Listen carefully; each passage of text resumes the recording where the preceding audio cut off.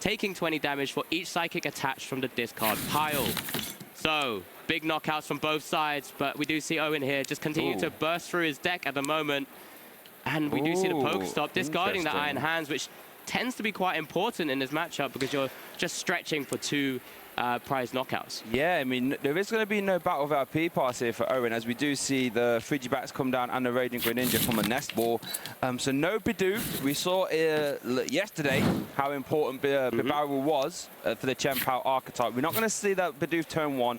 We are just going to see an energy attached to the active Chien-Pao, and I imagine we're going to see a pass. Yeah, let's see this hand here, because I was a bit worried about it. Oh, there's a Fog Crystal and a Level Ball. So things could go, but there's not going to be too much going right now. There's a lot of energies there available, and I'm sure James won't be too pleased. But at the same time, can take a moment to just kind of set up maybe 2 routes, maybe go for the Level Ball for the Mirage Step on the next turn, and then start rolling from there. So the hand has worked itself out, knowing that there's a Fog Crystal to get a second route into play. Oh, it looks like... Oh, no, I think James is currently price checking. I was going to say maybe he's going to go for the Celebrations Mew there to try and use that Mysterious Tail to potentially find the Battle of our P-Pass. That would be nice, but, you know, any sort of Ball Surge would be ideal. But that's the sort of strange thing about Gardevoir, with I don't want to say a recent addition to the deck, but it sort of popularized a little bit later, was that use of the Mirage Step, as James does use that Fog Crystal to go for that Mysterious Tail Mew. When it's in the active, you can look at the top 6 cards of your deck and grab any item. So,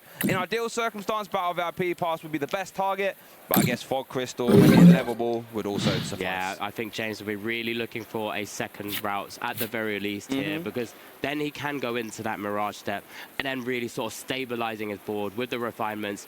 Like I said, the hand wasn't too hot right now, and things are going to be cooled down from Owen's side of the board. Once more chilling is going to be coming down with the super cold. So let's see how James can navigate this turn, and let's see how pivotal this Mysterious Tail could really be. James does play the Level Ball as well, fitting through the deck, just kind of wanting to make sure, I guess.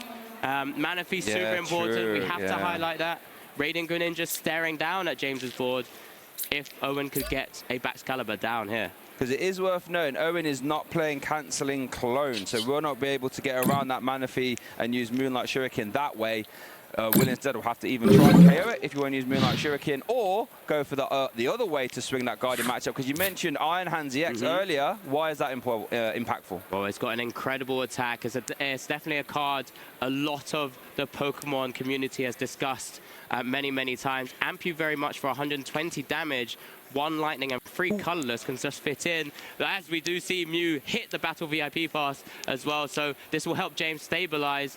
But just very quickly back on Iron Hands, that allows Owen to continuously take 2 prizes, because James's side of the board tends to work with just single prizes for the majority of the game until James needs to ramp up with that energy attachment. Up to 4 basic energy from your discard pile, as Alex rightly said, which is fine, because you can go super cold, super cold, super cold, and all of a sudden Raging Greninja is about to spread 90 damage to 2 Pokemon. Now the scary thing here is, even if James is able to find and navigate out of this without another Manaphy also on the board, alongside further routes that James would be looking for, that Greninja is going to be sitting there very pretty for the rest of the next couple of turns and can just keep going with that Moonlight Shuriken.